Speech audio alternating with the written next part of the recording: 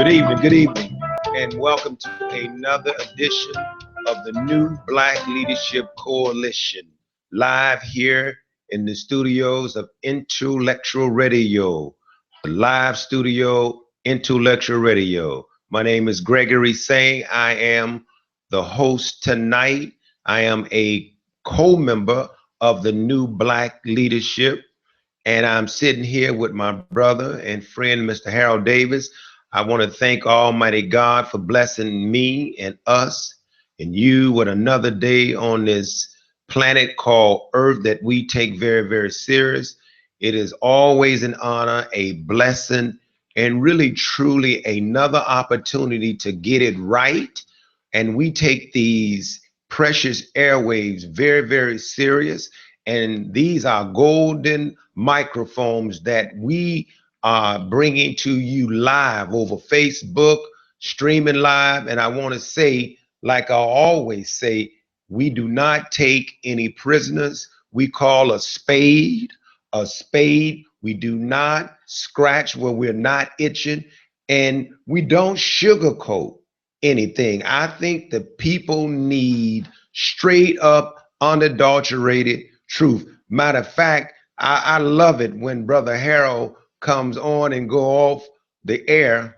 And we're going to talk about this. Brother Harold Davis is the host of one of the most popular radio shows right now on the radio, and that is the Butt Naked Truth on WBGX 1570 AM, Tuesday, Wednesday, Thursday, and Fridays from 2 p.m. to 4 p.m. And when I say the unadulterated butt naked truth, my mama listened to it. And do not disturb her while she is listening to the butt. I'm serious. My mother shut me down last week, and I wasn't offended, but I was like, what you listening to? She said, the Butt Naked Truth, baby. You know what I'm listening to. And I just sat there and enjoyed every word that came out of their mouth because it's guidance. So anyway, tonight, just due to the weather and other circumstances, the other two guests that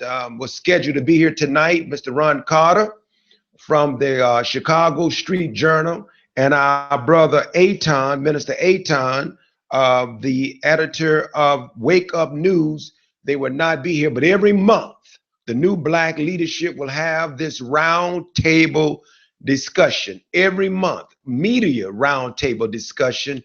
And we intend to bring to you information, education, and stimulation that we believe will chart out a way out of this madness, this stalemate, this stagnation, these brick walls that it just appears to be very difficult for us to get around and through. So I'm honored to have you, Brother Harold, again. Someone said this is definitely no at all anything against the other guests, but folks were intrigued the last time you were here. And people say what they say, and I repeat some things, and it's like, man, it would be nice if it was just you and Aaron. I was like, yeah, don't say that, because everybody else was doing great. But I'm glad to have you on, Brother Harold. How you doing, sir? Fine. Thank you for inviting me, you and Brother Mike Muhammad, and give up time to have me come on the show, and I appreciate that. Oh yes, sir. We're gonna get started, but every show I do just a brief commentary, and I don't even know what I'm gonna do the commentary on. I know Minister Michael, he don't be holding his breath and fingers. He said, ain't no telling what's gonna come out of, he said, G's mouth. But anyway, right. I see we got a break in the weather. I mean, I don't know if this is a break, right, but it is absolutely a change in the weather. For sure. And you know what's really interesting about the weather? That's gonna be my commentary. Because last week, man, and I gotta say this, look, don't hold this against Brother Earl Winfrey here at Intellectual Radio. What is about to come out of my mouth? What's the thing? Well, I'm gonna do a station, what do they call it? When you do you don't blame the station for the words that you say. Yeah. A disclaimer. Right. I'm ready to do a disclaimer. No, but last week it was nice, And do you know it was not that nice, but it was many of our sisters and sisters, look, you know I love you, but I gotta say this. You had on these blouses where you were showing your body, you were showing stomach, etc. But it was really blubber. It was blubber. And there's no shame in their game. I mean, it was a point in time that folks would hide even when they were pregnant. They would not walk around. I'm looking at sisters with tattoos that you done stretched, and you got piercings that, I mean, the ring looked like it's getting ready to break. And it's a shame. And I know you can see yourself. That's when you know things are wrong, when they don't care. I mean, and look, we're all a work in progress. Let me make that perfectly clear. We're all a work in progress. So this ain't got nothing to do with your weight. It's got something to do with your mentality, that you will display it like that. Because we're not at all criticizing. Then there's a health component, a part of it, where you're not even looking at it. So I know so many of you are overeating, you're eating junk food, you won't cook your food, then you have the audacity to go around with that kind of stuff on, knowing that you're out of shape, knowing that you are showing nothing but blubber. What did I call it? Blubber. Blubber, fat. And it's a shame, man. There's no shame. And then us, the men, we should be a damn shame of ourselves to keep lying to these sisters. We love you, but lying, telling them that they fine. You're fine by your beautiful heart and your wonderful soul. I love you, trust me, and support you. And that's why I put recipes online and talk about cooking. But you should stop that.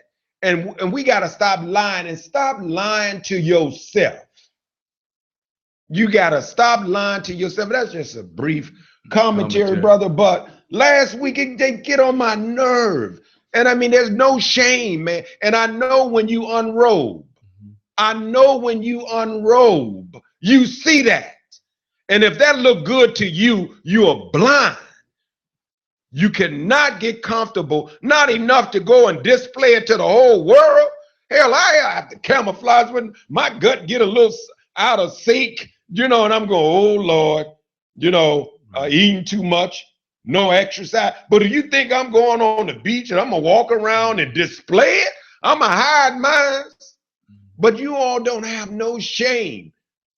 And that's a commentary from Gregory saying the new black leadership. And that's love, really is love, because many of us are afraid to deal with stuff because of the health issue. The stomach is the #1 area that they trace diseases, brother. When people have health issues, cancer and etc., it's the stomach. Go talk to your doctor while you busy trying to act as though that looks good. That looks horrible. I don't care if you don't have a piercing or a tattoo. Start eating better. Anyway, a lot of other things in the news. That's just my commentary, Brother Harold. I'm sorry. I ain't trying, huh? There's a out of control colon cancer among the millennials, and they're attributing it to diet. And they said they've never seen these numbers among the millennials with colon cancer, along with cervical cancer in black females. And so those numbers with colon cancer, the doctors are saying that it all has to do with diet, and that anybody born after 1996, they say the numbers are off the chart. And so there's this outbreak of colon cancer among millennials that if they don't get a hold of their diets, I mean, brother, everybody's feeding us but us. I mean, you go on some of these restaurants and, they are developing acquired taste for us, lemon pepper chicken and, lemonade and all that. I mean, people are developing tastes. I mean, they're giving us acquired tastes that we take it and run. But when you look at, even if you go and if you go in some of these stores and you look at the processed meats that are in these that are in the baskets, and when was the last time you saw a butcher? I mean, in a store. I mean, certainly it's not in Save-A-Lot, certainly not in Jewels. I mean, you downtown Jewels maybe, but not in our community. Food for Less or Aldi's. I mean, those processed food stores that are in our community. I mean, you go to Whole Foods and see a butcher, but it's very seldom you'll find a butcher. Mariano's have a butcher. Right. That's a great observation, but brother. You won't find one in Aldi's, Save-A-Lot, or Food for Less. Aldi's is owned by Trader Joe's. They give them the Trader Joe's, give us the Aldi's. Food for Less is owned by Kroger's. Kroger's gives them, the Kroger stores give us the Food for Less. And Save-A-Lot is owned by Alberta's and Jewels. And they give them the Jewel stores and give us the Save-A-Lots. And then all that stuff is, if you ever go on Aldi's and you see, or Save-A-Lot, you see, instead of Cheerios, they have Heroes. And, no. Instead of Tricks, they'll have Ricks. I mean, they changed the name. But what it is did you say instead of Tricks they got Ricks? And instead of Cheerios, maybe Heroes, and Lucky Charms, maybe Lucky something else. But all of that is still Lucky Harm. Yeah, exactly. All that is still Lucky Harm, made by the cereal makers. But it's the stuff that did make the quality control that fell on the floor. That fell on the floor. Did make quality control. And so that stuff they box up and put other names on it, but it's still owned by the makers of the cereal companies. They just give it another name and they sell it to a store. That's how they feel about us. Oh yeah, that's how they feel about us. And the stuff that don't make quality control.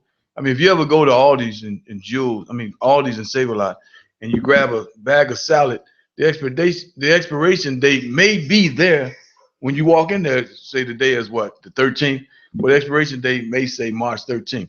That's the stuff that came from Jewels. Rather than let it expire, they just send it to Save-A-Lots. And so the Save-A-Lot stores are, that's the stuff that's what they think about us in terms of grocery stores. Wow, and that's another area, man, that I really believe that we need more information on, because folks, they get mad when you point out to them that we don't care enough to realize, man, that anything goes in the Black community. I mean, it's just so many areas. And Harold, I want to say this to folks that I didn't say this at the top of the show, but the mission statement, and I've been reading it because the mission, the New Black Leadership, is a community-based coalition. And the mission of the New Black Leadership is to create a viable working coalition between a new untapped group of community leaders within the Black community. And now two words that are very important: untapped, Harold, which means not exploited. Exactly. Unrealized. Exactly. And then viable is being realistic. And then our mission is to serve the cause of empowerment of the Black community throughout Chicagoland and abroad. We will serve as advocates for our community in all areas of vital importance to the development of community and family. We will seek to transmit, communicate, and educate the community in the requirements of self-determination and self-development. Now, that's our mission. Now, when you think about that, and I want to say this, I did this thing last week, started it last week on CAN Television, got a lot of responses about the progress report. The progress report. Yes, I said that because, look, folks, I want some of your comments over Facebook, etc. Give me your progress report. Now here is Harold, an opportunity right here. And I did this because there's a sister, the principal, sent me a messenger, and she said she's hosting Real Men Read Tuesday, March the 28th, 2017, from 9 a.m. to 11 a.m. And she asked me, was I available? You know what I said? Yes, I'm available. She wanted me to speak to the second grade classroom. I'm making myself available because that's something that we all should be available for. Exactly. And so if you are claiming to be a leader, Mm-hmm. claiming to love Black people, love humanity, etc., if you're not lending your time or your money or your energy or your resources and you're making a contribution, then you're just talking in the wind. Exactly. And so that's very, very important. But I want to ask you, I want to go straight to a few questions. And I know you all been covering them. Anything that you all been covering lately, can you share with the audience some of the topics, you know, from the butt naked truth that I know you're getting a whole lot of responses from this whole piece on the shepherds. Oh, yeah. I would love for the Shepherd. audience to hear this whole piece Mm-hmm. on the shepherds. But you thinking about are Democrats fighting Trump, Harold, his personality more than the policies and the appointments? Are they fighting that? And tell me this. You know, they like to say that when Barack Obama was the president, they say, you know, he ain't just a Black president, he is the president for everybody, right? Right. So I spoke with somebody today and I said, why didn't Barack apologize for slavery? Mm-hmm. Excuse yourself from being the Black president, but the president. And you say that it was wrong. Does that mean that reparations is around the corner because you say that, or what? Well, I mean, when you look at what we suffered in Chicago and across the state, I don't think there are any Republicans in the city council. Only a handful in the county commissioners. The Democrats are the majority in the House and in the Senate. And so when you go back and look at the last 10 years or whatever, you know, from 2007 to 2011, you know, they revealed that the Washington Post revealed that they spent $2.5 billion locking up Black men in 5 zip codes. And them zip codes was West Humboldt Park, North Lawndale, Roseland, Inglewood, and Austin. And then they came out with another report that said they spent $778 million within that same period keeping nonviolent offenders in the county jail locked up. And so when you say, well, $778 million, and I got a cousin that's been in the county jail for 2 years. 2 years. 2 years, and $143 a day. He's well over $106,000 within the last 2 year period. And then he goes to court every 3 weeks. Every 3 weeks, he stands before a judge. He's no longer there than 10 seconds.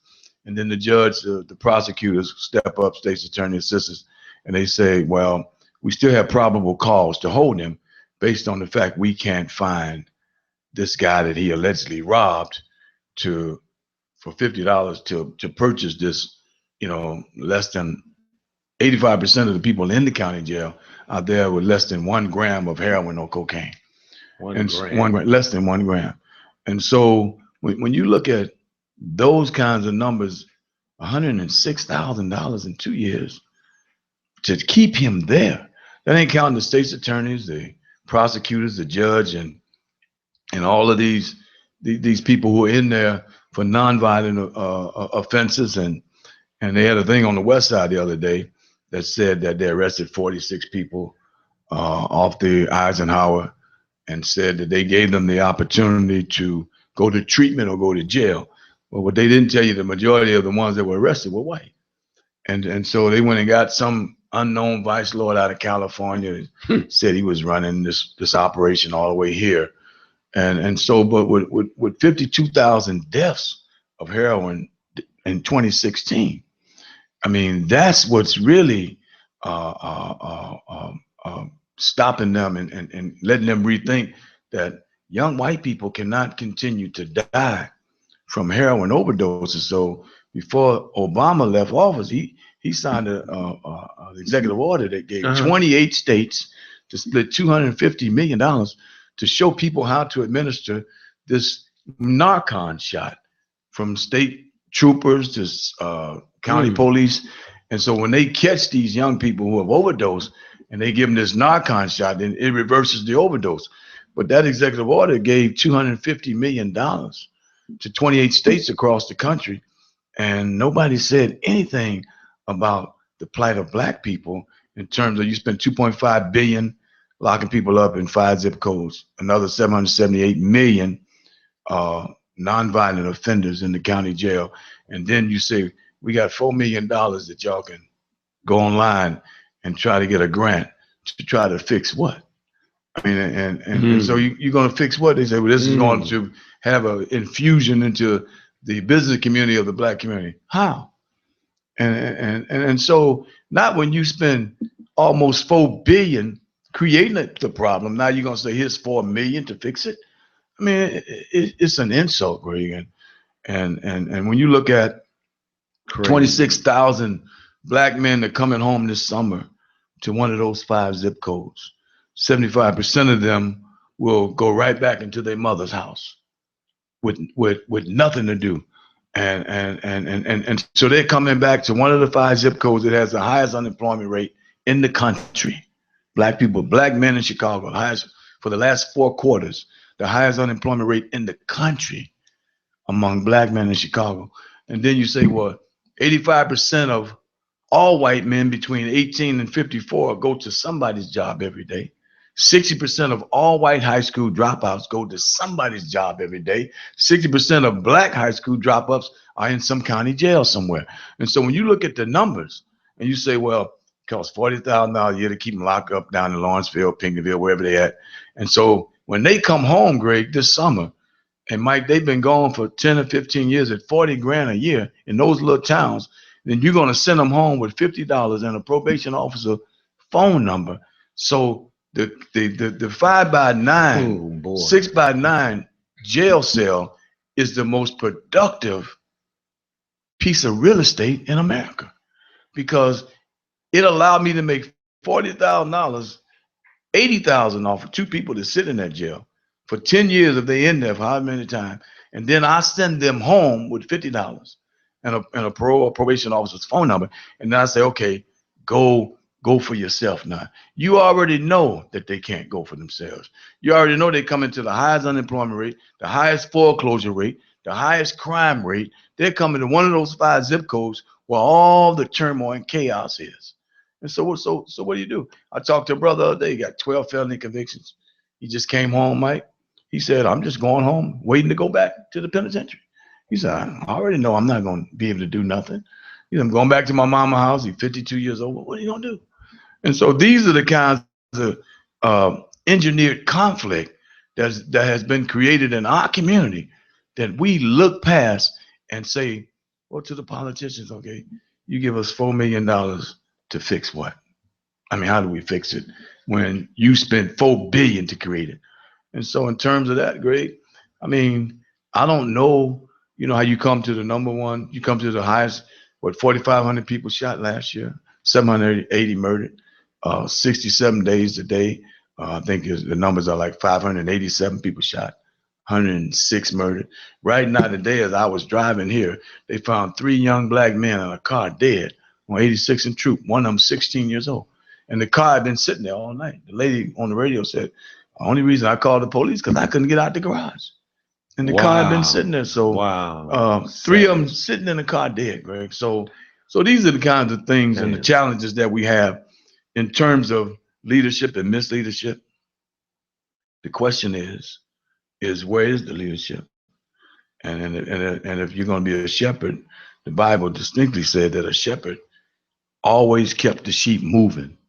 He always made sure that the number one thing that the shepherd had to do every morning was to make sure that he had enough green pastures for the sheep to eat. That was number 1. Number 2 was then safety. Number 3 was always keep them moving. Number 4 was to make sure none of them fell over, because if a sheep falls on his back, he literally dies. He can't get off. And so the reason that God gave sheep as the comparison to people in the Bible, because sheep have very bad eyesight. They can't see. They very timid. They blow with every wind. And so if the shepherd is not there, and if the shepherd is not doing what he's supposed to do, in terms of, I challenged people on the radio the other day, before you put your tithe in that church basket, somebody stand up on Sunday morning and ask the preacher, what bank is it going in? I mean, we have the right to know. Can you say that again? What brother? bank is the tithe going in Sunday, Monday morning? What bank is this tithe going in before I give it to you? Because if I give it to you, 6 years ago, there were 5 black banks, they all gone. And so, and so that's not by the work of young people. That's the work of adults in positions of authority and power that should not be in positions of authority and power. Just because you in a position of authority does not make you a good leader. I mean, God didn't use none of Moses or Aaron's children because, he knew that they wouldn't be good leaders. And so just because your daddy was in a position of power, and then you leave the church to your son, the daddy didn't do nothing for 40, 50 years. And so we have a serious problem in terms of what is the job description of a shepherd, because it's clearly been reversed that the sheep take care of the shepherd and the shepherd don't take care of the sheep. Wow. And listening to you, Harold, I mean, it is absolutely just frustrating that you don't hear this enough over stations that's supposed to be black. So a question I have with you is there a difference between a journalist and a commentator? Because I'm hearing you sound like a journalist. You sound like someone that's reading, studying, doing your research, and then all day long we listening to dummies. I'm sorry if you're taking this personal, but we don't get this kind of information. Right. And people who are tuned in, man, there's nowhere in the world I would not be tuned into your station. Every Tuesday, Wednesday, Thursday, and Friday from 2 to 4. Right. I mean, who talks about the shepherd? You speaking as a journalist, because the Bible is a journal. That's right. I mean, you got to read. That's right. You got to read it. You got to read it. And how many folks in those congregations really care about where that money is going? I would gather that there's people right now watching this, listening, would say, oh, it don't matter. What difference does it make? That's how stupid some of us are, because that money generates what? Well, who you give your money to, who you give your power to. So if you're putting your money in a bank, and I'll give you an example. I'm working with some preachers right now, Pastor Mitty Collier and them. I love her. And Mitty Collier said last week that she went to her bank, Mike. She's been there 35 years.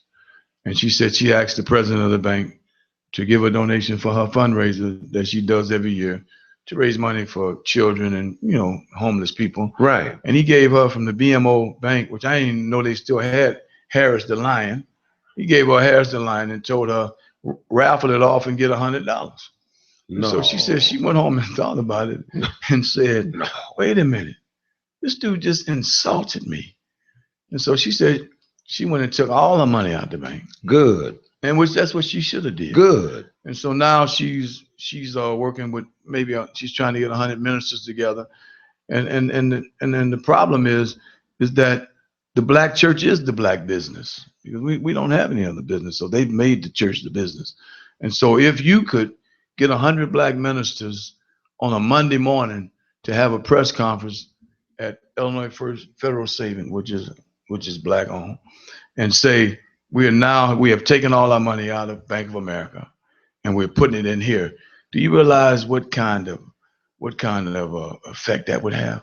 That'd be some hell of a leverage. It would be overnight. It would make bank presidents talk to you overnight, because they was like, man, they take it.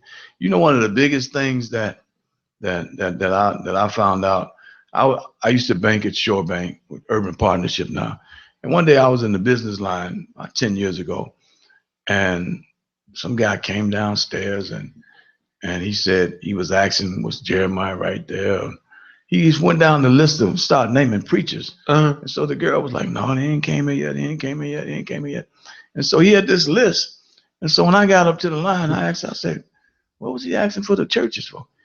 He said, because as soon as they bring that money in here, because of Dan Rostenkowski's relationship with Poland, we're going to take that money when the churches get it, when all them bring those deposits in Monday, we have to by 2 o'clock wire that money into Poland. That's what the girl told me. Wired to Poland? Yeah, because they were doing developments in Poland. If you remember, right before the real estate crash, there were Polish people building 3 and 4 flats all over the city of Chicago, and so they were bringing them over here to build those condominiums and to build, and they were working, for $10 and $12 an hour.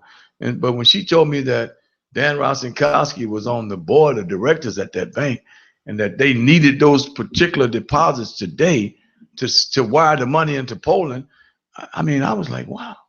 I mean, wow. And so when you got a bank president come down and ask, he had a list. I mean, and I can hear what you saying. Where's so and so? Where's so and so?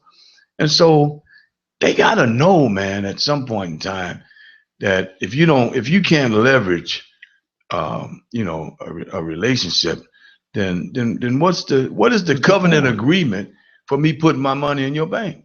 Well, I don't have any covenant agreement with you that I need to borrow some money. I can borrow it. I mean, why am I putting my money in there? Where's this fixation? That there's no accountability. Mm-hmm. There's no accountability. I mean, I heard you say before, and that's one of the questions I wanted to pose to you, Brother Harold. Are Democrats or politicians or so-called leaders, are they so fixated regarding this man, the new president, Mr. Trump's personality versus the policies? Are they caught up in his tweets and all of that stuff? I heard somebody say earlier, which I disagree with that.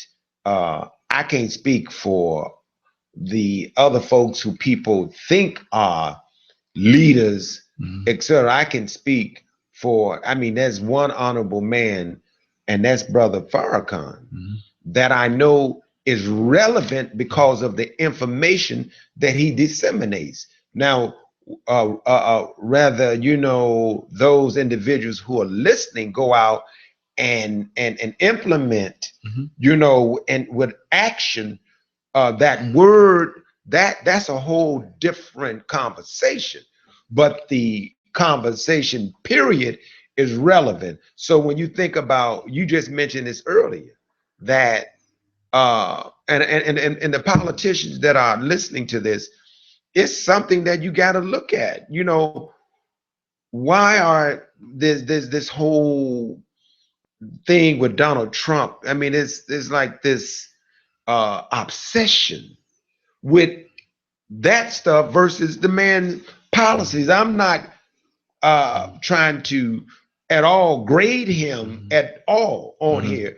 It's just where our focus is with all of the things that you just mentioned. You think about, you got Tony Pretwinkle. You got now the young lady that took she's the state's attorney, Kim Foxx. And you got all these people down in Springfield, etc. Why is it that our community is still suffering and we being misled? You talked about the shepherd, but what is it, man? Well, the shepherd can be as high as the president, the governor, an alderman, state rep, state senator. The shepherd can be a school teacher. The shepherd can be anybody that's over sheep, that are supposed to be protecting sheep. I think the issue with the Democrat thing is, and I heard this, that Madigan had said this a year ago, that he would hold the budget hostage until the election, and that black people would be so tired of Ronna that it would be an easy win for whoever they put in. They got Chris Kennedy that they're courting. They got one of the Pritzker family members that they right. Ronna just took $50 million of his own money and put in his own campaign. And so you have to ask yourself the question, why would a billionaire that's not taking a salary be concerned about winning this governor's job? Because what you have with Ronna is the billionaire mad at the multi-millionaires, Madigan and them. And so Ronna wants to privatize most of the stuff. Ronna has made billions of dollars off of jails. He's made billions of dollars off of social services. Ronna had his company, GTCR, had a $2.5 billion contract that existed in 23 states where they had the aftercare for black men coming out of jail. And so Ronna has made a ton of money off social services, not to mention that 1,000 black agencies across the state have went under. 70,000 black children have lost daycare spots, all because of this no budget. But he's made billions off of the social services. I mean, his wife runs an office of prevention, which last year got 50. Whose wife? Diane Ronna, his wife. And then Daley wife did run After School Matter. And I mean, is no shame and boldness in their game and all these contracts. And you look at who goes over here, who goes over there, rotating them. She got last year from the state about $51 million, and the total black agencies in Chicago got a total of $25 million. So by herself, she was able to get more than all the black agencies that get money. So people are afraid, man, to talk about this, to challenge it. That's why I ain't understand. I gotta say this. I gotta get this out. I don't want to talk about it because I don't know how to talk about it. But what I had to go back and I mean, I gotta ask Minister Michael this. I wish he was at the mic. I don't want him to go off on it. But what was the point? At Munir's Founders Day, etc., Ed Burke there. I mean, I can't wrap my brain. Did he have some kind of Typically, I'm just saying this, that there's some relationship that this person had opened the door for the Honorable Elijah Muhammad, something that he signed that helped the organization, the movement.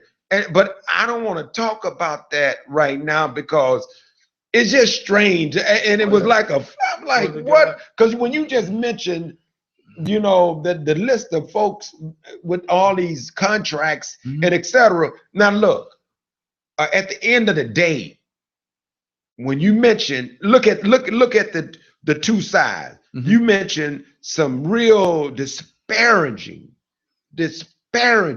wicked data when it comes to black men incarcerated. Who gets what? The unemployment, this, that, and the other. Yet you look over on this side, these folks are getting opportunities. So this structural racism is alive and well, while folks who's supposed to be servants and shepherds are sitting back letting all of this go on. I mean, that's criminal.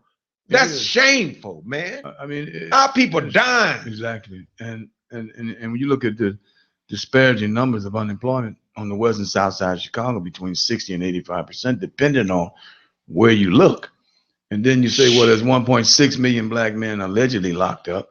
And so they say, well, the numbers are not as bad. Well, 1.6 million black men locked up are not looking for a job, nor are they living in somebody's house. And so they're not even in the numbers for unemployment. They're not even in the numbers. Look how we get distracted about Chance the Rapper. Oh man. I mean, what do you think about that? One story is the Mary Mitchell thing. The other story is, and earlier I was listening to I got angry. I turned it off. I did. I turned it off. You all are checking me out. And the reason why I turned it off is because you made excuses. You had this guy from the Sun-Times come on, and you just let him off the hook of putting that garbage on the front page. Now here's a young man. I don't know how much he's worth. And I mean, what he's worth. Well, okay. It's a question on here about that. And for me, I just know that now, is it a coincidence that the two of Rahm Emanuel's corporate donors, they were the main sponsors of Chance the Rapper's donation to CPS?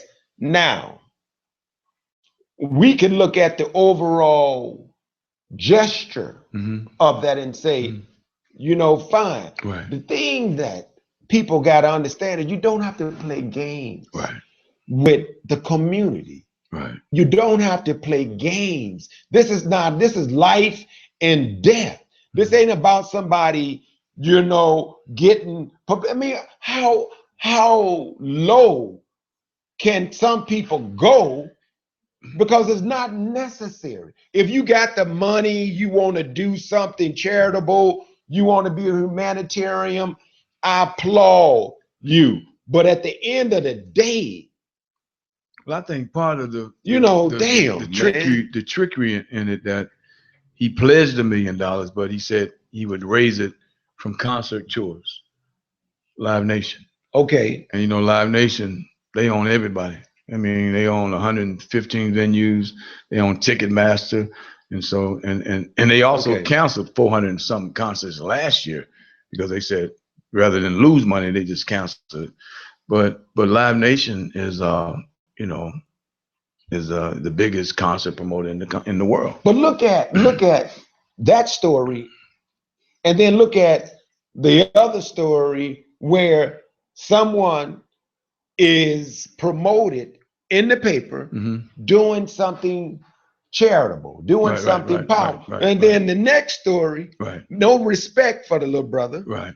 Then here's a story talking about child support, which is totally, and Mary, for folks that try to make excuses for Mary Mitchell, because take Chance out of the picture. Well, remember, put any young black man 23 years old on that cover, and you are trying your very best to paint this negative image of black men, and then you make excuses about, you selling papers. Beyond selling papers, you're trying to continue to destroy the image of black men. Remember when Ronna ran for governor and he was endorsed by the Sun-Times, and they said it should not have been an endorsement because his company had invested very heavily in the newspaper. And so in terms of investing very heavily in the newspaper, then you think Ronna didn't get on the phone and call the editor and say, I need you to do a story on Chance because he just embarrassed me. I mean, the issue, first of all, who's ever advising Ronna had nothing to gain by meeting with Chance. For what? Hell. For what? What was he meeting with him for? Right. How could the media, talking about the media, why is it not on every newspaper until something is done about the water in Indiana, Flint, Michigan, the water here for the city schools, suburban schools, where in Harvey, I'm sure the water. Or tell the truth. Ronna saved the newspaper with his investment. So, and poor Mary Mitchell, and I'm sure Mary has had some issues with black men. It's evident that she was very easy to write that article. I mean, you got some sisters when it comes to child support, they got some real hardline issues because of what they've suffered. Right. So I would assume that Miss Mitchell has had some issues like that because, I mean, she wrote the article. I don't know anybody in their right mind. Sensationalism. Who would, and then when they put him on the front page, there was another story talking about bail in jail, had nothing to do with him, but they put it next to his head. And subliminal. Exactly. Subtle. Exactly. And so I just think the little brother, he wants to do well. He wants to do good. And he just got caught up in a political thing. Because then Ronna came back and said, well, he's going to give $1 million. My wife and I have given $7 million. Yeah, and so, I mean, so it was like, who's advising Ronna that he would get into a spat with Chance? I mean, that he had nothing to gain by that. Chance came out the meeting, said, I'm very disappointed in him. I'll have a plan Monday. Is it because he feel like he's untouchable because he have all this money? It's quite arrogant. It is very arrogant. They're very arrogant. And that billion, he made last year, he made $126 million. I mean, $126 million. And he put 50 of that 126 in his campaign coffers. I mean, so here's a dude that got 11 houses. I mean, he's the second largest landowner next to Ted Turner in Colorado. I mean, this guy he's got nothing but money.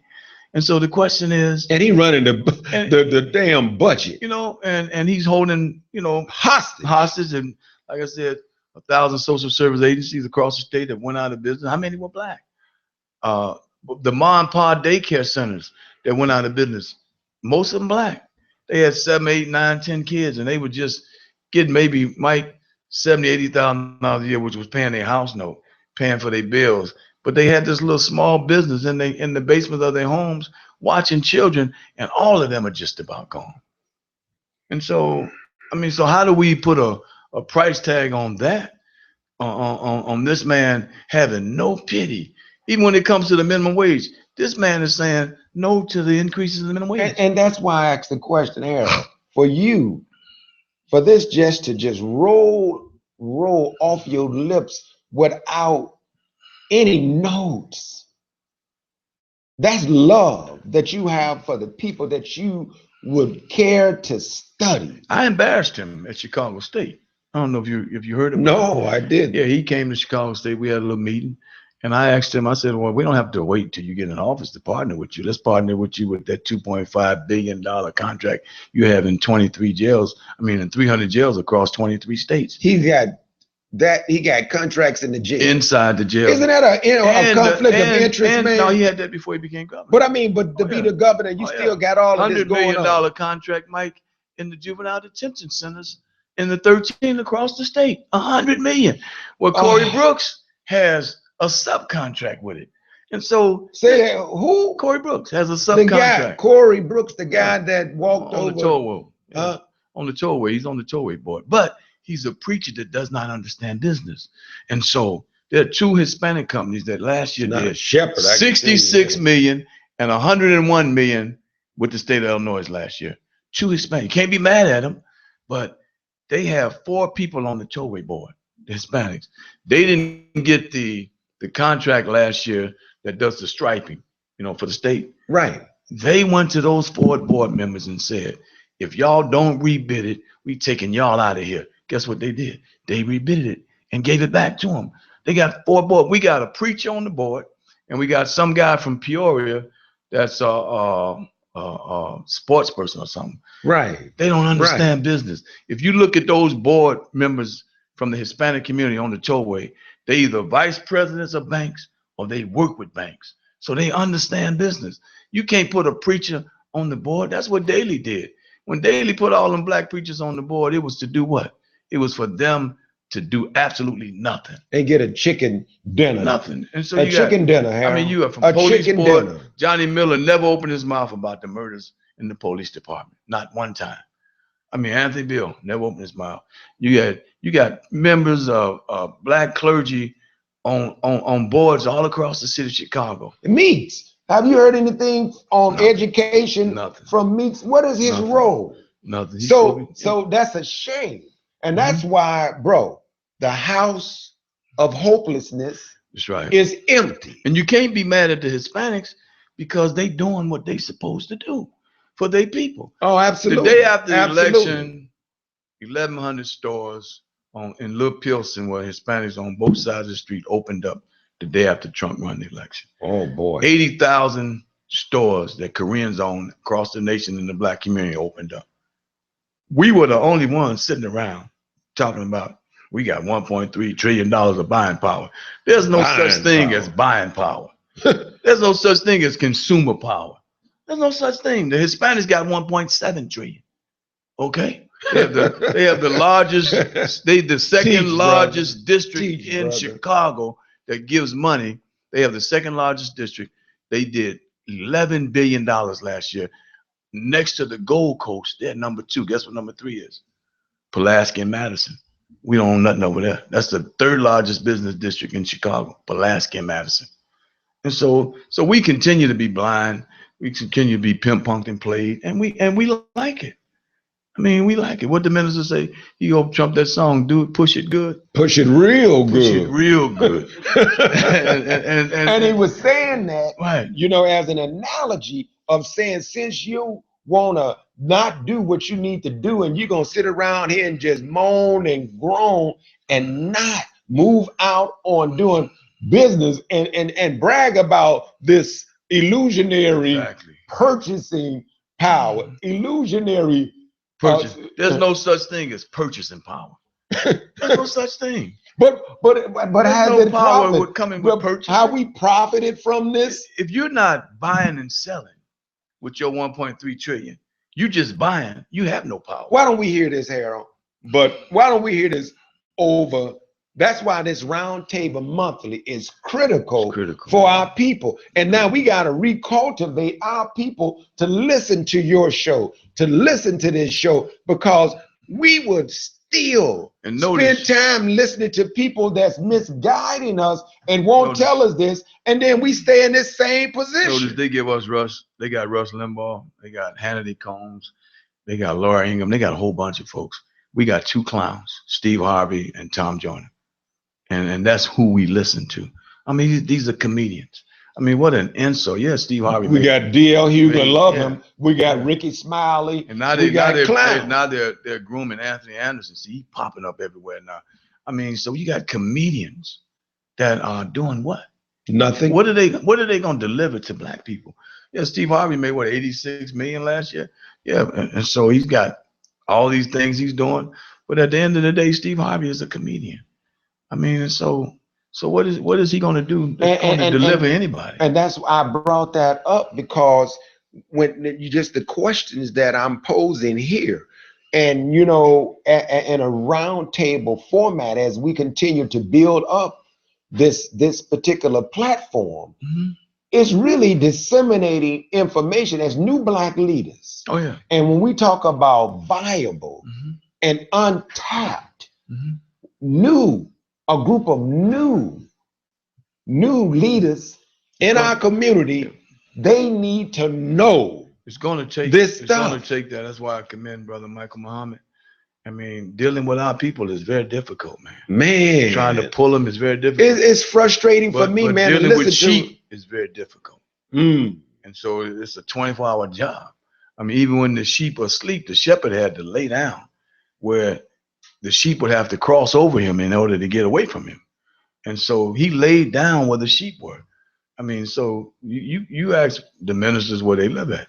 I mean, just ask where they live at. Not near the sheep. I mean, even with the I said not near the sheep. Where they lay down at. The sheep. If the sheep was screaming, if the sheep was hollering, if the sheep needed some help, they would never know that he had to be so near them, Greg, because when the fox and the wolves came, he had to be the one to get up. Man, we got a couple of minutes left here. Now, I swear to God, the time never goes by this fast. Never, unless you are talking about something relevant. Yes, sir. Because you get along. See, going back to the clowns, they get 4 hours to entertain. So they do the jokes, they do this, they do that. And then our people are stuck. And until we break away from that plantation, Malcolm was right. We've been hoodwinked and bamboozled. And let me say this, Greg. Don't be surprised if in this new black leadership movement, which I'm a part of, we don't get more than 10 people. Don't be surprised. Because people are not going to grab onto it until it's too late. And so say that again, I want Mike to not get discouraged, because I'm telling you, only a few of us are going to see the vision. We stuck. And do something with it. Bro, I see so many things on Facebook that get a bunch of hits and viewers, and it's crap. But when you disseminate information that's health-wise, mental, spiritual, psychological, guess what? The Nielsen report says 75% of black women over 35 are concerned with Nicki Minaj and Remy Ma's stat. Wow, that's got to be crazy. Look, that's stupid stuff, Housewives. Brother, I mean, the stupid Housewives stuff. Who watched that and let somebody just brain dead on some ignorant mess like that? Bro, that's slavery. That's the new Jim Crow. That's right. That's right. Is the crap that we are listening to. But anyway, folks, you've been listening to the New Black Leadership Coalition monthly roundtable with my main man, Brother Harold Davis from the Butt Naked Truth, Tuesday, Wednesday, Thursday, Friday, 2 p.m. to 4 p.m. WBGX 1570. And they also stream live.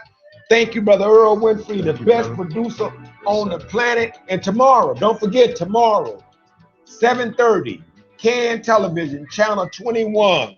It ain't no telling what's going to come out of my damn mouth. Let me say this real quick. Greg Saying has got a new business venture he's working on called Insane Soups, coming to your neighborhood real soon. Look out for Insane Soups. Peace and love. Tune in. Tell me your comments. Thank you, Brother Earl.